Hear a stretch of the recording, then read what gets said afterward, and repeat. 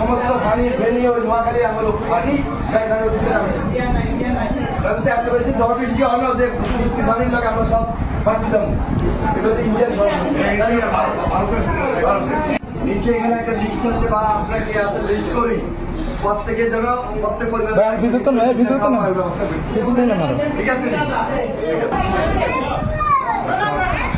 ঠিক আছে কি সব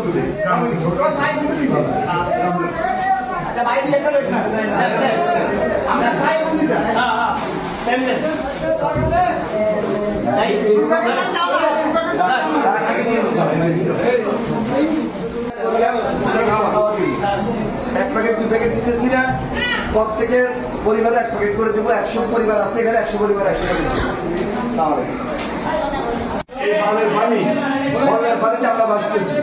যাই হোক আমরা এখন ঐক্যবদ্ধভাবে এটা মোকাবেলা করি কারণ কমে তো বেশি হোক আমরা সুবিধা খাওয়া দেবো প্রত্যেক পরিবারে 1 প্যাকেট করে দেবো আবার